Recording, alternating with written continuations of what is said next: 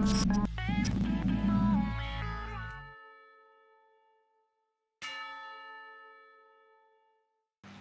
sekarang kita mulai dulu dari pertanyaan pertama ya, Pak Moko dan Pak Ahmad Daniel. Oke, pertanyaan pertama adalah dari Ibu atau Bapak Ayun. Saya mau bertanya, dengan adanya kendala PJJ ini, metode UAS yang disarankan dari pihak MAS seperti apa? Lalu, apakah ada saran terkait penilaian mahasiswa? Misalnya saat kuis error. Penilaiannya bagaimana? Mungkin ini bisa dijawab oleh Pak Moko ya Pak. Masalah kuis ketika Mas error, penilaiannya bagaimana, dan metode UAS seperti apa yang disarankan dari DPSDP. Oke, mungkin kalau saya Silakan, lebih ke metode UAS-nya ya. Tadi saya sudah menyampaikan beberapa, jadi kan ini sekarang kendalanya memang kalau ujiannya menggunakan fitur kuis itu akan memakan beban server yang lebih berat kurang lebih gitu ya. Jika memang memungkinkan diubah model evaluasinya, jadi bentuknya entah itu project atau paper, makalah dan sejenisnya sehingga tidak harus menggunakan fitur kuisnya. Jadi tadi saya sudah memberikan beberapa contohnya, bisa pakai assignment, bisa dibantu dengan rubrik, lalu juga modelnya bisa bentuk presentasi individu atau presentasi kelompok gitu. Nanti penilaiannya akan menggunakan baik itu laporan yang dipresentasikan dan juga kemampuan misalkan mereka menjawab atau menanggapi pertanyaan-pertanyaan gitu. Lalu kalau misalkan kuis servernya down, tidak diisi, mungkin nanti Mas Daniel bisa menambahkan ya. Kalau yang sepanjang pengetahuan saya, jadi misalkan kendala yang sering muncul itu adalah ketika mau submit ujiannya. Jadi misalnya menggunakan fitur kuis, ketika mau submit, nah itu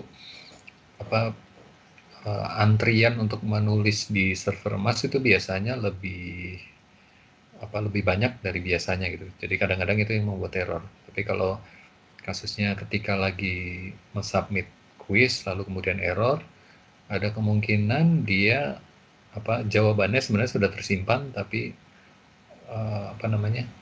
tampilan si nilai dari mahasiswa tersebut belum sempat dikirim balik ke mahasiswa gitu. Tapi sebenarnya jawabannya sudah tersimpan gitu. Nah, nanti si emas akan secara berkala nanti dia akan mengupdate nilai yang sudah masuk lalu menampilkan ke mahasiswa. Mungkin Mas Daniel bisa menambahkan kalau ada. Apakah Bapak Ahmad Daniel ada yang mau ditambahkan, Pak? Tadi saya sempat konsultasi juga ke rekan di tim helpdesk. Jadi memang kalau Bapak Ibu dosen telah mengatur pada kuisnya untuk submit automatically, artinya kalau tidak salah setiap submit dari jawaban itu akan langsung tersimpan. Jadi begitu putus, maka jawaban-jawaban yang sudah disubmit sebelumnya telah tersimpan, jadi aman gitu. Nah, memang kondisi server Mas itu jarang sampai down total ya. Jadi adanya adalah error gateway yang kalau dipencet F5 atau refresh masih akan berlanjut lagi. Jadi saran kami memang jika terjadi error maka pengunjung dapat melakukan F5 dan tidak perlu khawatir, kemungkinan besar jawabannya sudah tersimpan atau tersubmit asal sudah dipastikan settingan dari kuisnya adalah submit automatically. Begitu dari saya. Ya, terima kasih Pak Moko dan Pak Ahmad Daniel atas penjelasannya. Betul Bapak Ibu, kalau setting kuis sebenarnya by default di emas sudah submit automatically. Jadi ketika Bapak atau Ibu sedang membuat emas, mohon tidak mengganti setting tersebut. Karena dari beberapa kasus ada mahasiswa yang ternyata jawabannya tidak tersimpan karena dosen mengubah pengaturan menjadi tidak submit automatically atau hanya bisa disubmit ketika dia klik submit, seperti itu. Kita lanjut ya Bapak Ibu ke pertanyaan yang kedua. Pertanyaan kedua adalah pertanyaan dari Bapak Gunawan Wicaksono. Bagaimana cara mendaftarkan jadwal ujian? Maksudnya mungkin jadwal ujian yang tadi di-share oleh Pak Ahmad Daniel mungkin ya? Mungkin Pak Ahmad Daniel bisa menjelaskan lebih lanjut, Pak? Atau menjelaskan ulang terkait hal ini? Baik, pada tabel yang tadi sama-sama kita lihat, tabel jadwal ujian adalah tabel yang langsung diambilkan dari kuis atau ujian yang sudah didaftarkan ke Mas. Jadi kalau posisinya Bapak Gunawan telah mendaftarkan, jadi telah meng-create atau membuat ujiannya, sudah menentukan tanggal dan jamnya, maka otomatis akan juga terinput atau termasuk di daftar tersebut, gitu, akan termasuk di tabel tersebut. Nah, jikalau memang belum mengetahui cara membuat kuis atau mendaftarkan jadwal ujian, maka bisa berkonsultasi kepada helpdesk atau dapat membuka manual emas yang ada linknya di emas. Terima kasih.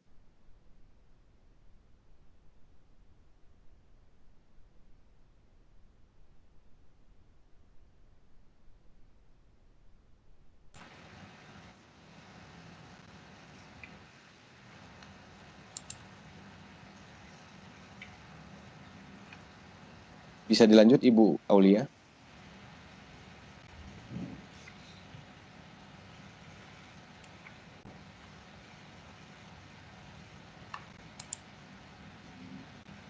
Mungkin kita lanjut saja, Mas Daniel, sambil menunggu Mbak Uli.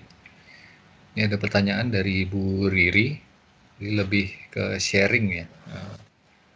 Jadi dosen tidak mudah menjadwalkan ujian karena mungkin bentrok dengan jadwal mahasiswa lain, lalu tergantung capaian pembelajaran yang harus sinkronus, lalu kemudian ketika UTS menjadwal ujian ke jam lain ternyata ada mahasiswa yang tidak bisa. Oke. Lalu mohon bantuan rekan-rekan di DPA-SDP untuk mendesak. Oke. Jadi ini memang tadi Mas Daniel juga sempat cerita ini sedang kami usahakan, tapi memang tidak bisa secepat yang kami bayangkan. Nah, itu juga salah satu kendala juga yang kami temui. Mudah-mudahan target kami kalau memang memungkinkan nanti di semester gasal ini sudah siap, jadi kita bisa lebih stabil lagi di emasnya. Mas Daniel, ada yang mau ditambahkan?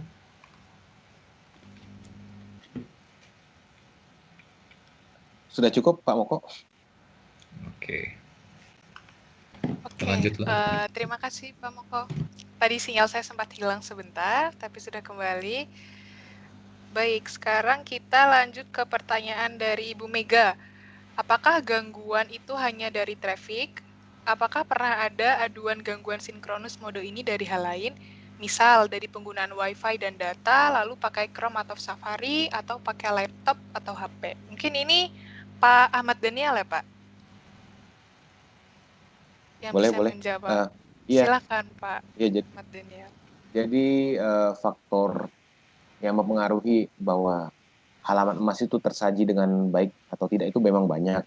Ada yang tadi yang materi ini adalah spesifik membahas dari faktor performa server dengan pengaruh dari jumlah kunjungan yang sedang tinggi. Nah, untuk gangguan-gangguan lain pasti ada mempengaruhi juga seperti yang disebut memang oleh Ibu Mega, kondisi sistem sistem transmisinya. Jadi kalau mau pakai WiFi, apakah WiFi yang dipakai itu memang mencukupi atau tidak? Biasanya kan WiFi dipakai sharing ya. Kalau misalkan pemakainya sudah banyak, misalkan di rumah masing-masing ada yang lagi buka YouTube, tapi ada juga yang lagi mengerjakan emas. Nah itu bisa terpengaruh gitu karena YouTube menyedot bandwidth lebih besar sehingga yang lagi buka emas juga tersedot terjepit gitu bandwidthnya. Jadi memang harus dipastikan juga sama-sama apakah koneksi yang lagi dipakai, apakah dia kuotanya cukup atau tidak. Terus uh, masih ada kuota yang maksud saya gini, biasanya kalau pakai 4G kan paketnya tidak unlimited ya.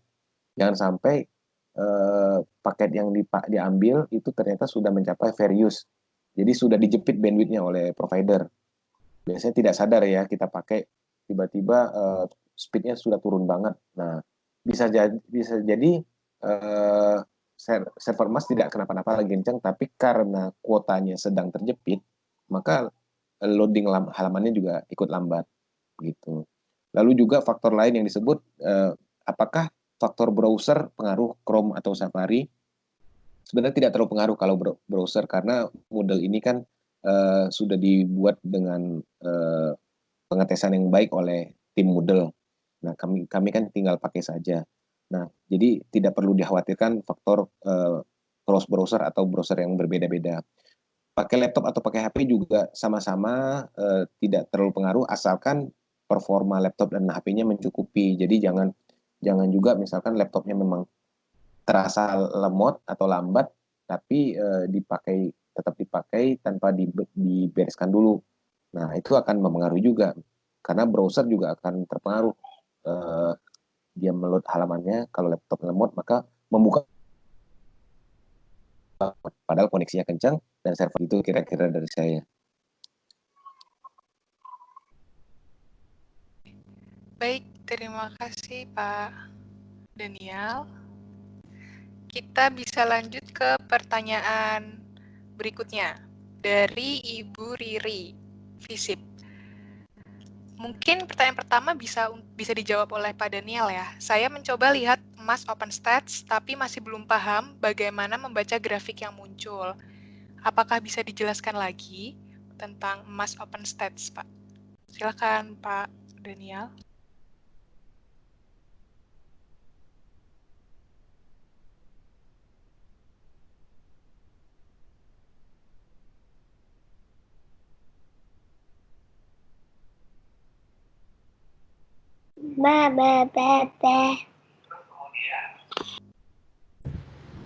Ya, Pak Daniel, apakah suara saya terdengar?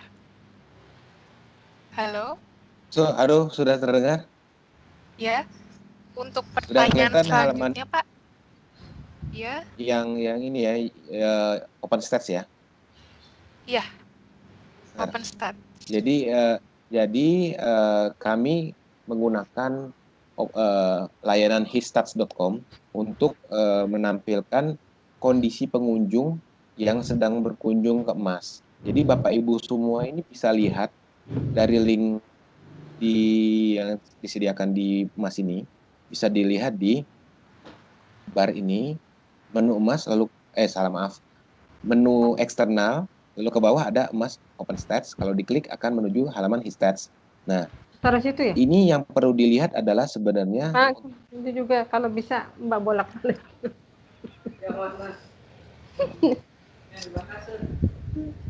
maaf saya barusan putus. Oke, udah tersambung lagi. Yes. Yang perlu dilihat dari hal yang sebenarnya yang informasi tersaji bisa banyak ya. Ada menu, ada section yang namanya pengunjung hari ini, ada pengunjung saat ini. Nah, yang perlu dilihat untuk konteks ini adalah user online saja. Jadi angka di sini yang di layar saya adalah 810 user online, itu menunjukkan detik ini ada 810 user online. Jadi ini sebagai gambaran pada detik ini 800 user sedang online, artinya belum mencapai angka beban maksimum yang tadi saya sudah sebutkan, yaitu 1.400. Ini masih santai lah istilahnya. Nah, angka-angka yang lain bisa dilihat dengan legend-legendnya masing-masing, tapi kurang relevan dengan konteks beban server. Tapi silakan saja kalau memang mau dipelajari untuk kebutuhan tertentu, ada banyak menu yang bisa diklik dan bisa dilihat, dipelajari dari legend-legendnya gitu. Baik, terima kasih Pak Ahmad Daniel atas jawaban dari pertanyaan yang pertama. Mungkin pertanyaan kedua dari Ibu Riri tadi, ada mahasiswa yang selalu bilang ada masalah akses tapi hanya dia yang mengalami, mahasiswa lain tidak mengalami. Apakah ini juga terkait kapasitas server? Mungkin Pak Ahmad Daniel lagi ya Pak? Silakan Pak. Oke, sebenarnya untuk membantu mengasis pertanyaan seperti ini, kita butuh informasi lebih seperti screenshot atau video rekaman saat dia mengalami error tersebut, karena kami tidak bisa mengetahui kalau tidak ada gambarannya. Nah, video atau foto itu bisa dikirimkan lewat live chat. Nanti teman-teman helpdesk akan bantu kira-kira ini dari mana gitu. Jadi butuh ada gambar atau video gitu. Apalagi kalau yang mengalaminya sendirian, bukan setiap orang. Nah, biasanya kalau gangguan dari server, maka yang akan mengalami adalah setiap orang atau banyak orang. Kalau yang mengalami sendirian, biasanya masalahnya dari device atau koneksi spesifik dari orang tersebut gitu. Baik, terima kasih Pak Ahmad Daniel atas pertanyaannya. Oke, selanjutnya untuk Ibu atau Bapak yang tadi sudah saya mute, speakernya mohon jangan di-unmute ya Bapak atau Ibu. Terima kasih. Kemudian kita lanjut ke pertanyaan berikutnya ya Bapak. Adalah pertanyaan dari Bapak atau Ibu Welizar. Terima kasih atas penjelasannya Mas dan Mbak Moko. Apakah pelaksanaan UAS boleh di luar jadwal waktu kuliah di siang? Dan apakah diperbolehkan UAS dilaksanakan pada akhir pekan? Bagaimana ini Pak Moko dan Pak Ahmad Daniel? Mungkin Pak Moko dulu yang mau menjawab, kemudian Pak Ahmad Daniel. Silakan Pak. Oke, kalau secara teknis sih sebenarnya memungkinkan. Artinya kalau kita lihat tadi dari data-data pendukungnya, sebenarnya ujian dilakukan di luar jam ujiannya sebenarnya memungkinkan. Tinggal sekarang sebenarnya terkait kebijakan di fakultas masing-masing. Jadi ini adalah kalau tadi di awal Mas Daniel bilang ini salah satu kami mempropose ini adalah karena data-data bilang begitu, data-data yang kami terima semuanya sepertinya mayoritas ujiannya dilakukan sesuai jadwal ujian tatap muka yang sudah terdaftar ya. Jadi akan ada penumpukan pengguna ujian di jam-jam kuliah tersebut gitu. Nah, kalau yang kami propose adalah karena ini e-learning sebenarnya bisa dilakukan juga di luar jam yang seharusnya itu. Jadi kan ini memang salah satu mitigasi risiko kami karena kami juga punya keterbatasan. Jadi salah satu mitigasinya adalah kita ingin membagi beban si server ini supaya berimbang, supaya mudah-mudahan nanti risiko terjadi gangguan jadi lebih kecil gitu ya. Jadi mungkin kalau dari saya jawabannya itu. Jadi kalau secara teknis sih kita memungkinkan, tapi memang kembali lagi nanti kebijakan dari ujiannya apakah diperbolehkan atau tidak gitu. Mungkin itu dari saya. Baik, terima kasih Pak Moko. Apakah Pak Ahmad Daniel ada tambahan terkait pertanyaan tersebut? Cukup udah jelas dari Pak Moko. Baik, kita lanjut ke pertanyaan berikutnya. Pertanyaan dari Ibu Imelda. Bagaimana pengelola modul mengetahui bahwa jadwal ujian yang telah dibuat ada kemungkinan bentrok dengan matkul lain? Ini mungkin tadi sesuai dengan penjelasannya Pak Ahmad Daniel ya Pak. Mungkin bisa direview kembali Pak. Silakan.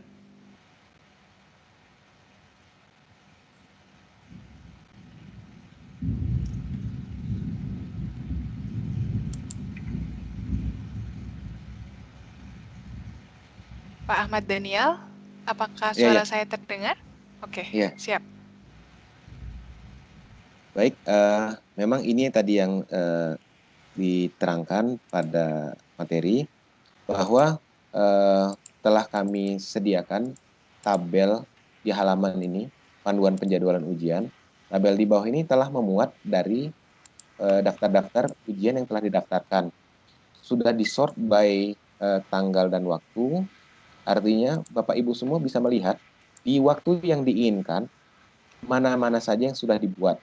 Misalkan sebagai contoh di tanggal 5 Mei tanggal 5 Mei ini ada beberapa ujian yang telah dibuat, maka kita bisa lihat satu demi satu barisnya dari pukul 00, dari pukul 8, pukul 8.30, 13, dan 13.20, bisa dilihat nih, ada berapa banyak ujian yang yang sudah didaftarkan.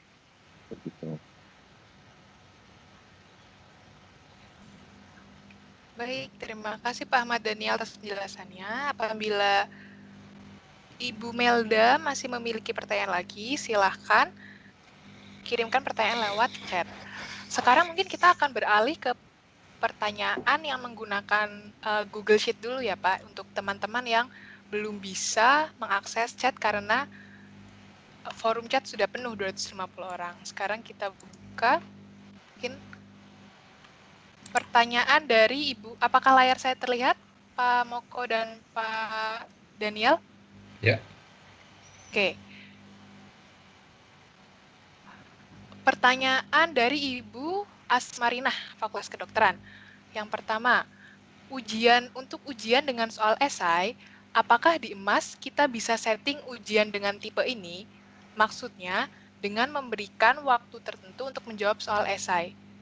Kalau EMAS tidak bisa digunakan untuk tipe ujian esai tadi, platform mana yang baik untuk digunakan? Mungkin ini Pak Moko ya Pak, yang bisa menjawab pertanyaan. Oke. Kalau terkait ujian esai, jadi bisa ada dua opsi. Satu, menggunakan fitur kuis. Di dalam fitur kuis itu ada pilihan jawaban, ada pilihan soal esai. Lalu yang kedua, kita bisa membuat yang modelnya assignment. Jadi nanti esainya itu mahasiswa bisa mengerjakan langsung di EMAS, lalu kemudian dia nanti seperti mengerjakan langsung, lalu kemudian mensubmit. Gitu. Itu sih, jadi memang bisa mempergunakan dua model ini. Jadi bisa pakai kuis, tapi bisa juga pakai assignment. Dan kalau terkait, ini kan membicarakan tentang fitur ya. Yang berikutnya sebenarnya yang juga Bapak dan Ibu bisa pertimbangkan adalah terkait apa sih yang nanti mahasiswa akan tuliskan di dalam esai tersebut. Jadi kalau bisa Bapak dan Ibu bisa mengarahkan esai tersebut untuk nanti bisa mengarahkan bisa memunculkan jawaban-jawaban mahasiswa yang khususnya bisa menampilkan kompetensi capaian kompetensi yang tingkat tinggi. Dia bisa menganalisis, bisa menciptakan sesuatu gitu. Jadi ini salah satu hal yang mungkin nanti bisa mengurangi potensi kecurangan gitu. Jadi kalau dengan capaian pembelajaran yang lebih tinggi, mudah-mudahan sih mestinya mahasiswa dia akan menampilkan respon-respon yang lebih unik gitu ya, karena berdasarkan hasil pemikirannya sendiri. Oke, mungkin itu saja dari saya, Pak Uli. Baik, terima kasih Pak Moko. Untuk di pertanyaan Excel, kita akan menjawab dua pertanyaan. Tadi pertanyaan pertama, sekarang pertanyaan kedua ya Pak, yaitu dari Bapak Yusuf. Dalam kuis, ada pengaturan penampilan soal per halaman. Apakah ini bisa memitigasi kegagalan submit? Karena di kuis ada istilah attempt and submit. Mungkin Pak Moko tentang kuis, apakah bisa memitigasi kegagalan apabila dosen mengatur penampilan soal per halaman? Silakan Pak Moko. Ini juga kami pernah mengkaji model ujian seperti ini ya. Dulu kami pernah mendapatkan kesimpulan kalau misalkan soal yang ditampilkan satu soal satu halaman lalu pindah ke halaman berikutnya, ada kemungkinan dugaan kami dulu itu justru akan membebani server juga. Jadi apalagi kalau nanti dikombinasikan dengan fitur pengacakan soal. Jadi misalkan anggaplah begini, misalkan kita ingin menampilkan 30 soal, lalu kita punya bank soal 60 gitu. Lalu kita ingin menampilkan secara acak dari 60 soal tersebut kita ingin menampilkan 30 yang masing-masing akan tampil dalam satu halaman. Jadi satu soal satu halaman. Nah, dengan itu saja ada kemungkinan bahwa si emas ini akan bekerja lebih keras lagi. Dia bisa melayani satu soal, dia bisa menampilkan satu soal untuk satu mahasiswa, terus kemudian pindah lagi gitu. Terus dia harus melayani sejumlah mahasiswa gitu. Nah, ada kemungkinan ini justru malah makin berat gitu. Nah, yang mungkin bisa memitigasi sebenarnya ada di bagian setting kuisnya itu yang submit automatically gitu. Jadi kalau misalkan nanti ya mudah-mudahan tidak terjadi tiba-tiba nanti ada mati lampu atau apa, jawaban yang sudah diklik atau dipilih oleh mahasiswa itu sudah bisa langsung otomatis tersubmit gitu. Itu jawaban dari saya. Oke, baik. Terima kasih Pak Moko atas penjelasannya. Kita kembali lagi ke pertanyaan yang ada di kolom chat. Pertanyaan selanjutnya dari Ibu Frida Mangungsong. Mungkin ini pertanyaan bisa dijawab oleh Pak Ahmad Daniel. Dari tabel contohnya atau dari tabel yang tadi sudah Pak Ahmad Daniel presentasikan, ada jam-jam malam dan dini hari. Apakah itu jam kuis di-upload atau jam pengerjaannya, Pak? Oh, mungkin pada bagian open atau close time tadi. Silakan Pak Ahmad Daniel. Iya, jadi Ibu Frida, kan di kolom ada tulisan open time sama close time. Itu adalah saat item bisa dilakukan. Jadi open time adalah waktu mulai item bisa dilakukan, close time adalah waktu item terakhir bisa dilakukan. Jadi bukan saat quiz di-upload atau quiz lagi dikirim oleh dosen, tapi adalah jam pengerjaan. Jatah jam pengerjaan kepada para peserta kuliah tersebut, gitu. Baik, terima kasih Pak Ahmad Daniel atas penjelasannya. Apabila Ibu Frida memiliki pertanyaan lebih lanjut, silakan ketikkan di kolom komentar. Kita lanjutkan lagi pertanyaan. Oh, mungkin ada ini Pak, masukan atau ada masukan dari Bu Riri. Kami di FISIP ujian tidak bisa dijadwalkan sendiri oleh dosen, tapi oleh prodi atau fakultas. Kira-kira bagaimana ya Pak? Apabila jadwal tidak bisa disusun sendiri, harus mengikuti prodi atau fakultas. Mungkin Pak Mungko, Pak. Silakan. Mungkin kalau memang jadwalnya tidak bisa diubah, ya jadi ada dua, intinya sih mau kita jalan seperti biasa, artinya menggunakan fitur kuis, tapi dengan risiko mungkin akan ada bentrok dengan jadwal ujian lain, di mana nanti pesertanya bisa banyak, gitu, atau mengubah model ujiannya. Jadi beberapa model tadi sudah saya propose, diubah misalkan menjadi bisa menjadi esai, bisa menjadi makalah, presentasi, atau mungkin mahasiswa bisa nanti ada yang modelnya presentasinya menggunakan YouTube, jadi dia upload di YouTube, lalu semakin banyak komentar dan bisa dijawab dengan baik, nanti nilainya lebih bagus. Atau misalkan dibuat di format Instagram TV, misalnya kalau makin banyak yang like, makin banyak yang komentar positif, itu akan jadi nilainya lebih baik gitu. Model-model seperti itu yang mungkin bisa dieksplorasi oleh Bapak dan Ibu gitu. Karena saya pernah dapat pengalaman dari beberapa dosen, ternyata mahasiswanya senang tuh diminta untuk presentasi lewat Instagram gitu. Mereka senang karena itu dunia mereka saat ini. Gitu. Mungkin itu seperti jawaban saya. Terima kasih Pak Moko. Kita lanjut ke pertanyaan berikutnya dari Ibu Atik Nurwahyuni. Apakah di emas bisa untuk soal pilihan ganda berantai? Misal satu keterangan untuk beberapa soal pilihan ganda. Silakan mungkin Pak Moko. Ya, ini jadi di fitur kuis itu ada ada bentuk item, bukan item sih. Kita bisa menambahkan deskripsi. Jadi kita menambahkan misalnya contohnya vignette gitu ya, ada ceritanya.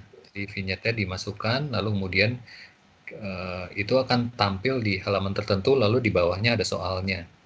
Nah, cuma kendalanya adalah nanti dia tidak bisa diacak. Kalau diacak nanti vignette itu akan nggak nyambung dengan soal-soal yang lain gitu. Kalau soalnya diacak gitu. Tapi memungkinkan. Berarti memungkinkan ya Mas. Mungkin kita bisa beralih terlebih dahulu ke soal yang ada di Excel. Saya share screen terlebih dahulu. Baik. Pertanyaan dari Pak Dodi Fakultas Teknik. Saya ingin bertanya, seberapa besar kapasitas emas dimungkinkan untuk upload video, mengingat ukuran maksimal yang diizinkan adalah 2 GB per file. Terima kasih. Ini akan dijawab oleh Pak Moko atau Pak Ahmad Daniel terlebih dahulu? Pak Ahmad Daniel, silakan Pak. Boleh saya? Ya, jadi kami, Silakan. makasih Pak, kami telah mengeset ukuran file maksimum per 2 GB adalah agar tidak ada ledakan file yang terlalu hebat ya, yang mempengaruhi kapasitas server. Artinya, memang kami belum bisa mengizinkan lagi di atas 2 GB per file. Jadi Bapak Ibu dosen bisa menyesuaikan ukuran file tersebut untuk dipotong-potong atau dikompres dulu lalu dibikin part. Jadi kami tidak bisa membuka limitnya agar lebih besar lagi. Jadi mohon dapat dikondisikan kalau video dipotong, kalau berupa file besar dapat dikompres lalu dipotong-potong juga. Ada fitur pemotongan biasanya dari WinZip atau 7-Zip. Begitu. Baik, mungkin Pak Moko ada yang mau ditambahkan? Kalau terkait upload video, mungkin kita bisa pakai storage dari tempat lain. Jadi kalau Office 365-nya UI kan ada juga di dalamnya yaitu OneDrive. Jadi Bapak dan Ibu nanti minta mahasiswanya upload ke OneDrive, lalu nanti video tersebut di-share linknya menggunakan emas. Atau juga pakai Google Drive UI. Jadi videonya masukkan ke sana, linknya di-share ke Bapak dan Ibu dosen gitu. Atau juga pakai Microsoft Stream, itu koleksi-koleksi video yang juga masuk dalam paketnya Office 365 UI. Jadi untuk mengantisipasi ledakan file yang berukuran besar dan kemudian database emas jadi penuh, kita bisa mulai gunakan beberapa aplikasi pihak ketiga yang juga sudah di langgan UI untuk bisa menyimpan video-video itu. Itu jawaban dari saya. Baik, terima kasih Pak Moko. Kita lanjut. Pak Moko dan Pak Ahmad Daniel, terima kasih. Kita lanjut ke pertanyaan berikutnya. Pertanyaan berikutnya adalah dari Pak Tri Krianto. Pak Tri Krianto menanyakan, selama ini kurang lebih 5 tahun mengkombinasikan Google Classroom dan Google Forms. Kira-kira, apakah kekurangannya untuk membuat ujian online? Apakah platform yang akan dipakai UI bisa mengisi celah dari layanan Google tersebut? Pak Moko, Pak, silakan. Oke, mungkin saya spesifik mau membicarakan tentang yang ujian ya. Saya tidak membahas yang classroom-nya. Kalau yang ujian online menggunakan Google Form itu, saya juga sudah coba. Mungkin fitur-fiturnya memang tidak seperti atau selengkap seperti yang di emas ya. Misalkan kita ingin lihat apakah dia tadi analisis itemnya, berapa soal yang mudah, berapa soal yang sulit gitu. Apakah dia benar mengukur hal yang sama gitu. Itu sepertinya belum kita dapatkan di Google Form. Lalu juga kalau misalkan kita host menggunakan Google Form, mungkin akan kesulitan dari sisi pengelolanya. Jadi pengelola saya membayangkan nanti misalkan prodi atau misalnya fakultas atau dari UI ketika ditanya apakah benar nih pendidikan di UI sudah ada evaluasi yang benar atau tidak gitu. Nah, karena tidak ada di emas dan itu adanya si ujian tersebut nempelnya di akun dosen yang kami tidak punya akses, jadi itu sulit untuk ditunjukkan gitu. Kurang lebih itu. Jadi dari sisi pengelola mungkin misalkan kebutuhan untuk akreditasi dan sejenisnya itu kan membutuhkan bukti dukung yang bisa diakses dengan lebih mudah gitu. Jadi mungkin itu dua dari saya terkait ada analisis item dan juga terkait kalau dari sisi pengelola akses terhadap ujian tersebut di mana kita bisa memastikan bahwa pembelajaran kita berjalan dengan baik di UI. Itu mungkin. Baik, terima kasih Pak Moko atas jawabannya. Kita lanjutkan ke pertanyaan dari Ibu Dwi. Apakah emas dilengkapi dengan fitur CROT seperti dulu Skele punya? Saya bermaksud UAS dengan esai.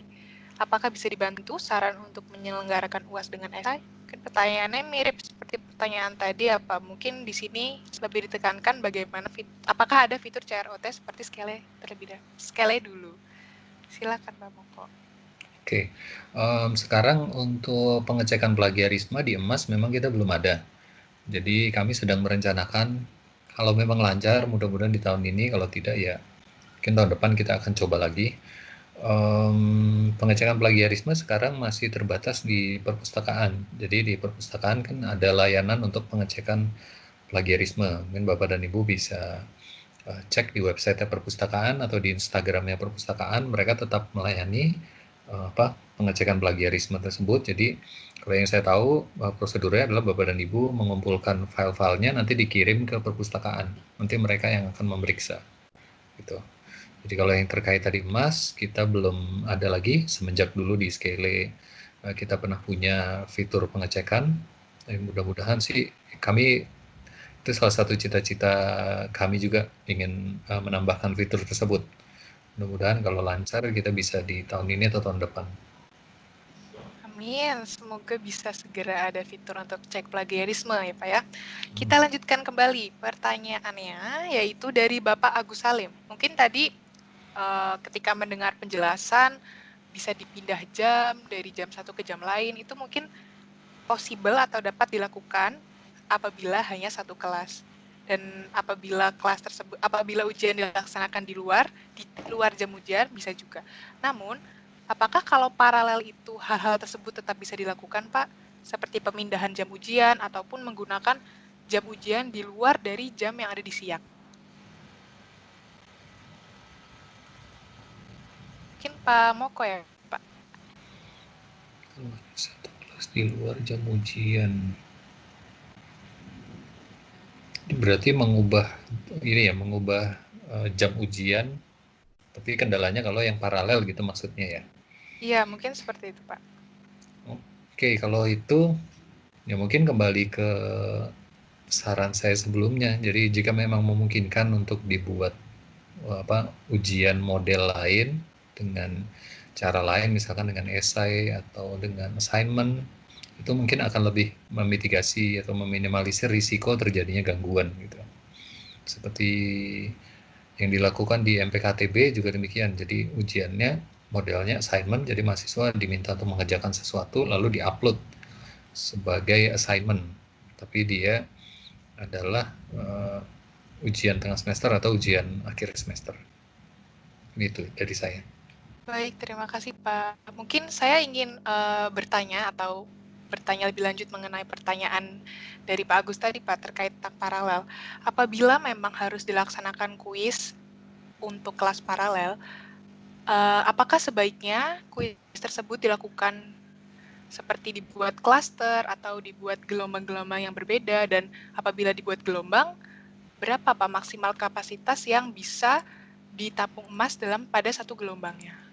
Mungkin itu salah satu pertanyaan yang sering ditanyakan dosen-dosen lewat helpdesk, Pak. Dari Pak Moka atau Pak Ahmad Daniel?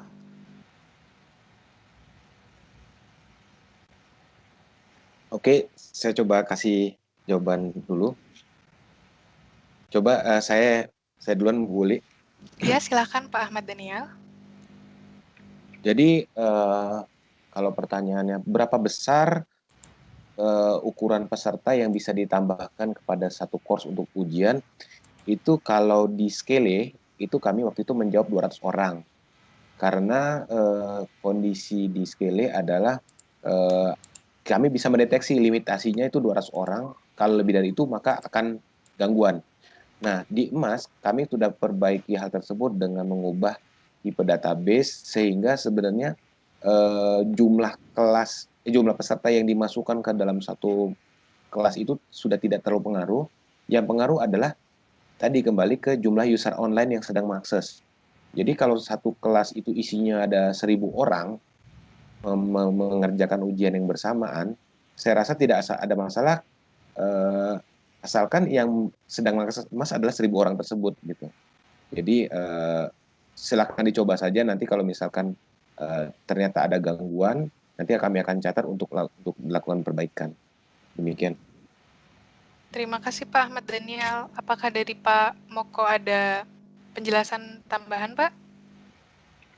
Enggak sih, cukup sih. Oke, baik. Kita lanjutkan. Sekarang sudah pukul 14.29, 1 menit menjelang si webinar ini berakhir. Untuk dosen-dosen yang memiliki pertanyaan, silakan kirimkan pertanyaan Anda di kolom chat. Apabila tidak bisa, silakan hubungi Sinta di WhatsApp yang sudah kami share ketika memberikan jarkoman, nanti akan diberikan link lebih lanjut. Pertanyaan selanjutnya dari Ibu Fri. Apakah saya salah baca tabel ya Pak Daniel?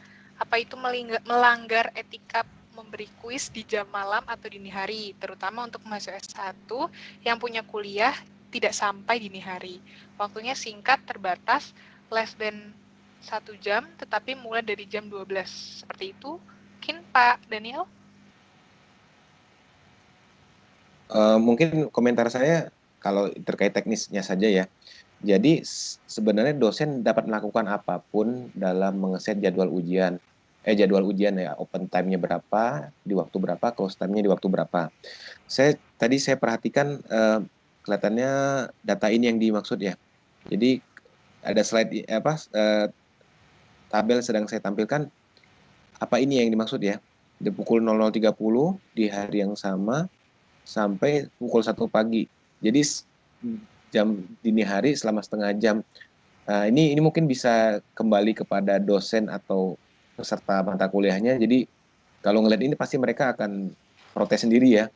Kami nggak bisa komentar di luar teknis. Jadi ini harus kembali lagi kepada para peserta dan dosennya. Jika memang disepakati oleh di kelas tersebut, saya rasa tidak ada masalah.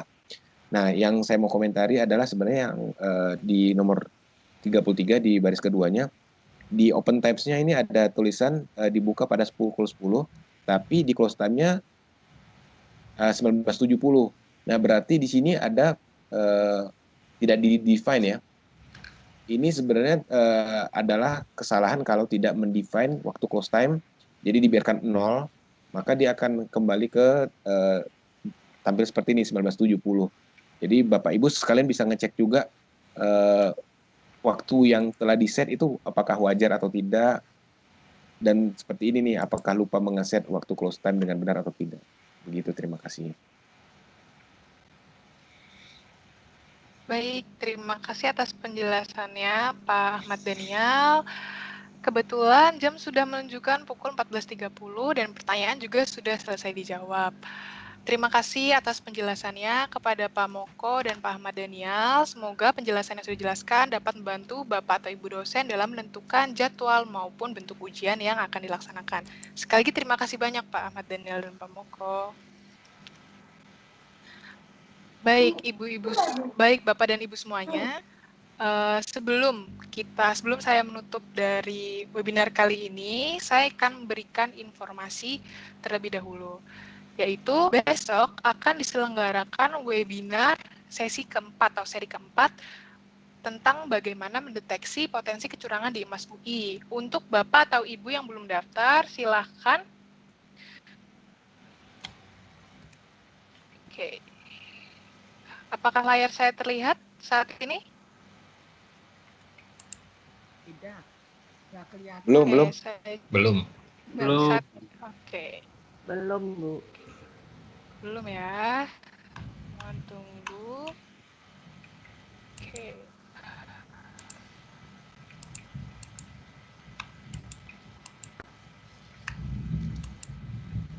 Apakah layar saya terlihat saat ini? Belum. Ya, udah. Oke. Bisa. Udah. Jadi besok akan diselenggarakan webinar terakhir di bulan April. Silakan Bapak atau Ibu yang belum daftar untuk daftar di ui.id/daftar webinar DPSDP. Atau Bapak Ibu yang sudah mendaftar juga tidak usah mendaftar kembali. Cukup daftar satu kali, nanti akan kita kirimkan Google Calendar melalui email Bapak Ibu masing-masing. Untuk besok jadwalnya adalah jam 9 sampai jam setengah 11 pagi ya Bapak Ibu. Jadi hanya sesi ini saja yang jam 1, besok sudah kembali seperti jam 9. Nah, untuk mendapatkan materi yang sudah diberikan, Bapak dan Ibu dimohon mengisi link evaluasi webinar terlebih dahulu. Nanti akan ada tautan materi yang telah dipresentasikan oleh Pak Moko dan Pak Daniel, juga tautan presentasi dari pembicara-pembicara hari sebelumnya. Baik, sekian webinar pada hari ini. Sampai jumpa di webinar terakhir bulan April besok jam 9 pagi. Dan terima kasih atas perhatian Bapak dan Ibu semuanya. Terima kasih atas pemaparan dari Pak Moko dan Pak Ahmad Daniel. Sampai jumpa besok. Wassalamualaikum warahmatullahi wabarakatuh.